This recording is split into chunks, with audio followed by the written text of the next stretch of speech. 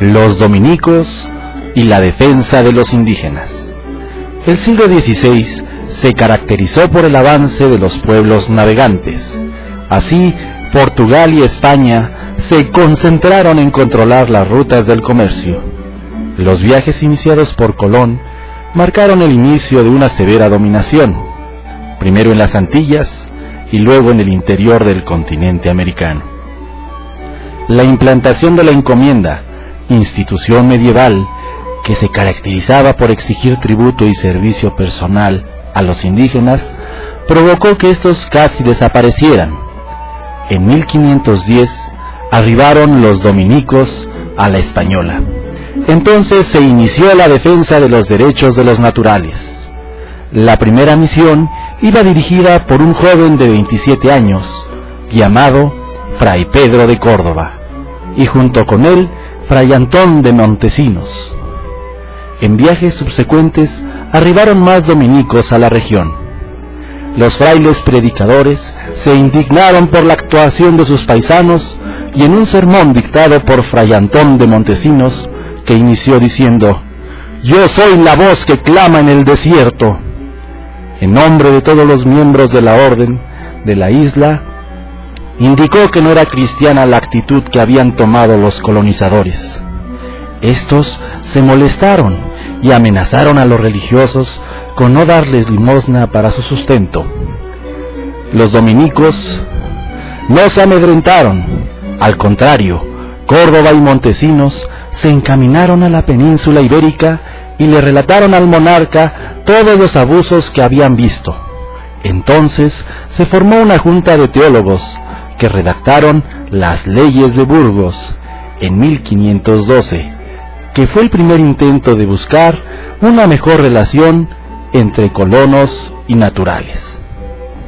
A su regreso en 1513, estos dos insignes dominicos lograron que varios miembros de su orden se enrolaran en la misión.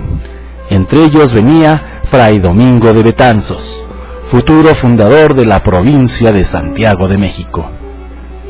Los dominicos propusieron que el mejor modo de atraer a los indígenas a la religión cristiana era la evangelización pacífica. A este proyecto se unió el licenciado Bartolomé de las Casas. Se realizaron expediciones en la actual costa venezolana. Los frailes fueron bien recibidos, pero por expediciones esclavistas se complicó la situación y en venganza los indígenas mataron a los frailes. En 1521 murió Fray Pedro de Córdoba y ocupó su lugar Fray Domingo de Betanzos, quien logró que Bartolomé de las Casas entrara a la orden de predicadores, sumándose así de lleno a la evangelización y defensa de los indígenas. Betanzos estableció conventos dominicos en Cuba y Puerto Rico, con lo que se establecían misiones de enlace para llegar a tierra firme. En julio de 1526 hicieron su entrada a la Ciudad de México los dominicos. Encontraron grupos indígenas de alta cultura. Los predicadores buscaron métodos de evangelización que permitieran conservar elementos culturales indígenas, sin que afectara la ortodoxia cristiana. De aquí surgieron varios diccionarios, sermonarios, confesionarios, doctrinas, pinturas murales, etc., en los que se promovió el estudio de las lenguas y culturas indígenas. Desde las Antillas se había creado la idea infundada de que los indígenas tenían una racionalidad inferior a la de los españoles, lo que provocó que los primeros fueran tratados como esclavos. Los dominicos, ante esta situación, volvieron a levantar la voz. Así, en 1536, Fray Julián Garcés, obispo de Tlaxcala, escribió una docta carta en la que defendió a los naturales. Fray Domingo de Betanzos, provincial en esa época, compartió los planteamientos del diocesano y mandó a Roma a Fray Bernardino de Minaya. El Papa, al ver que los argumentos de los dominicos eran válidos, expidió la bula Sublimis Deus en 1537, en la que señalaba que los indígenas tenían el mismo nivel racional que los españoles y que debían ser respetados en su libertad, propiedades y demás derechos. En el año de 1539, en la Universidad de Salamanca, el dominico Francisco de Vitoria presentaba sus famosas relecciones, que versaban sobre la conquista y colonización de América. Con gran valentía afirmaba que el Papa tenía jurisdicción universal, pero solo entre los católicos.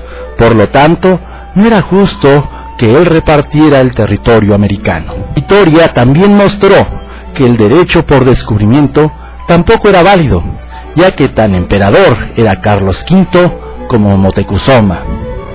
De esta forma, uno de los argumentos válidos eran las alianzas que habían efectuado los indígenas como los tlaxcaltecas con Hernán Cortés. Es importante aclarar que a los indígenas tlaxcaltecas no se les puede considerar como traidores, porque ellos formaban una nación independiente de los mexicas, de quienes sufrían constantes agresiones por las guerras floridas. Así que por su parte, los tlaxcaltecas podían efectuar alianzas para defenderse de los agravios sufridos por los mexicas. Francisco de Vitoria siempre mostró una actitud valiente a favor de los naturales. Con sus lúcidos estudios, promovió una mejor relación entre españoles y naturales, optando por una política de conciliación de intereses que buscarían el bien común.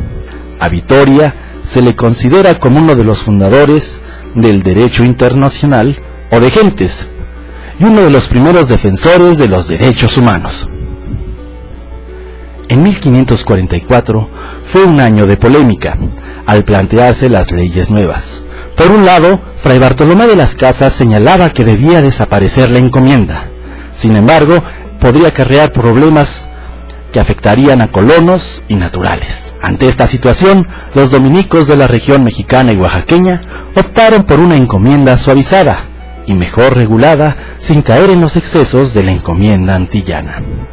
El debate sobre el derecho de los indígenas continuó a lo largo de toda la época novohispana. En España siguieron los discípulos de Vitoria, Fray Melchor Cano y Fray Domingo Soto, mientras en la Nueva España brillaron excelentes dominicos, como Fray Tomás de Mercado, fundador de la ética comercial. Basten estos breves comentarios como un reconocimiento a todos los dominicos que defendieron los derechos humanos de los indígenas. Histormex, una manera diferente de aprender historia.